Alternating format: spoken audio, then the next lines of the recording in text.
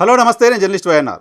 Visakha steel ప్లాంట్ని కేంద్రం కాపాడాలి, విశాఖ స్టీల్ ప్లాంటు ప్రైవేటీకరణ కాకుండా ఆంధ్రప్రదేశ్లో ఉన్న రాజకీయ పార్టీలు పోరాటం చేయాలి. నేను చాలా కాన్స్టెంట్గా, చాలా రోజులుగా, చాలా సంవత్సరాలుగా మాటకొస్తే మాట్లాడుతూ వస్తున్నాను.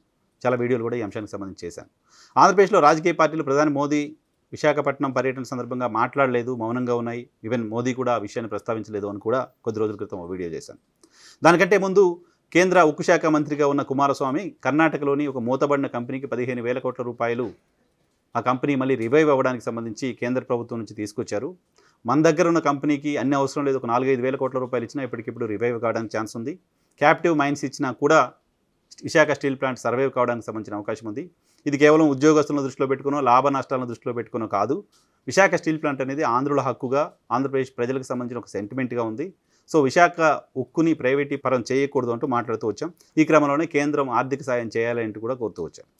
ఈ సందర్భంలో మనం ఇటువంటి డిమాండ్లు చేస్తున్నాం, ఈ రకమైన మాటలు మాట్లాడుతూ ఉన్నప్పటికీ అక్కడ జరుగుతున్న యాక్టివిటీ, అక్కడ మొత్తం ప్రాజెక్టుకు సంబంధించి దాని కాస్ట్ ఎస్కలేషన్ చేసే ప్రయత్నం జరిగింది. అక్కడ ఉద్యోగుల్ని, కాంట్రాక్ట్ ఉద్యోగులను తీసేసే ప్రయత్నం జరిగింది. ఇటీవలనే కొద్ది రోజుల క్రితమే అక్కడ ఉద్యోగులకు వీఆర్ఎస్ తీసుకోండి అంటూ ఈ నెలాఖరు వరకు స్టీల్ ప్లాంట్ యాజమాన్యం నోటీసులు కూడా ఇచ్చింది. వీఆర్ఎస్ తీసుకోవాలనుకున్న వాళ్ళు తీసుకోవచ్చు, 45 సంవత్సరాల వయసు దాటిన వాళ్ళు వీఆర్ఎస్ తీసుకోవచ్చు అని చెప్పింది. అక్కడ పనిచేస్తున్న కొంతమంది ఉద్యోగుల్ని వేరే ప్లాంట్లకు బదిలీ కూడా చేసింది. ఈ కార్యక్రమాలన్నీ కూడా స్టీల్ ప్లాంట్ని ఎత్తేయడానికి, స్టీల్ ప్లాంట్ని అక్కడ నుంచి లేకుండా చేయడానికి, ప్రైవేటీకరణ చేయడం కోసం చేస్తున్న ప్రయత్నంగా మనం భావిస్తూ వచ్చాం, అనుమానపడుతూ వచ్చాం, మాట్లాడుతూ కూడా వచ్చాం.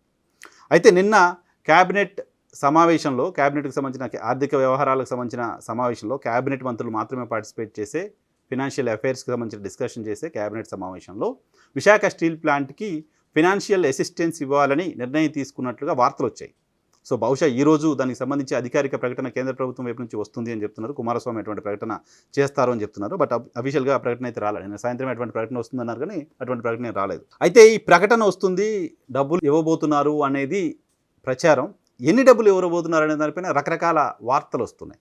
సో కూటమిలో భాగస్వామిగా ఉన్న తెలుగుదేశం పార్టీకి సంబంధించిన విశాఖపట్నం ఎంపీ భరత్ ఒక ట్వీట్ చేశారు నిన్న సాయంత్రం.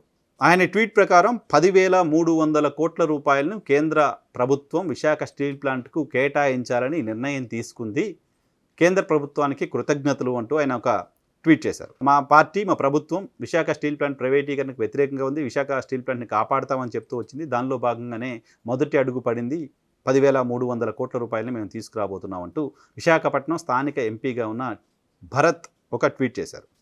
So Bharat tweet Telugu Desam party MP అయినా ఆయన ట్వీట్ అలా ఉంటే, భారతీయ జనతా పార్టీ ఆంధ్రప్రదేశ్ రాష్ట్ర శాఖ ఉపాధ్యక్షుడు, భారతీయ జనతా పార్టీ ముఖ్య నాయకుడు విష్ణువర్ధన్ రెడ్డి ఒక ట్వీట్ చేశారు నిన్న. విష్ణువర్ధన్ రెడ్డి ట్వీట్ ఏంటంటే, విశాఖ స్టీల్ ప్లాంట్ అభివృద్ధికి 17,000 కోట్ల రూపాయల ఆర్థిక ప్యాకేజీని ప్రకటించిన కేంద్ర ప్రభుత్వానికి నరేంద్ర మోదీకి హృదయపూర్వక ధన్యవాదాలు. ఈ నిర్ణయం వేలాది మంది కార్మికులకు భరోసా కలిగించడంతో పాటు రాష్ట్ర పారిశ్రామిక ప్రగతికి తోడ్పడుతుంది అంటూ ఆయన కూడా నిన్న సాయంత్రం ఒక ట్వీట్ చేశారు. సో భారతీయ జనతా పార్టీ నాయకుల లెక్క ప్రకారం 17,000 కోట్ల రూపాయలు ప్యాకేజీ రాబోతుందా, నంబర్తో సహా 17,000 కోట్ల రూపాయలు ఇస్తుంది అంటూ ఆయన రాశారు. ఇక తెలుగుదేశం పార్టీ మీడియా ఈనాడు, ఆంధ్రజ్యోతి రాశాయి, విశాఖ ఉక్కుకు కేంద్ర ప్రభుత్వం 11,500 కోట్ల రూపాయలు నిధులు ఇవ్వాలని నిర్ణయించింది అంటూ తాటికాయంత అక్షరాలతో మొదటి పేజీలో రాశారు. సో ప్యాకేజ్ ఎంతో ఈరోజు భవిష్యత్తు తేలుతుంది, ఎంతో కేంద్ర ప్రభుత్వం ప్రకటిస్తుంది. ఎంత ప్రకటించినా, నేను గతంలో మాట్లాడినట్టుగా కనీసం 4-5 వేల కోట్ల రూపాయలు ఇచ్చినా ఇప్పటికిప్పుడు ఇమీడియట్గా కొంత రిలీఫ్ దొరుకుతుంది అని చెప్పాను. 10,000 కోట్ల రూపాయలు అంటే చాలా బ్రహ్మాండంగా ఇచ్చినట్లు. 17,000 కోట్ల రూపాయలు అంటే ఖచ్చితంగా కేంద్ర ప్రభుత్వాన్ని దండం పెట్టచ్చు. ఇంకా 11,000 కోట్ల రూపాయలు అంటే కూడా కేంద్ర ప్రభుత్వాన్ని మనం అభినందించవచ్చు.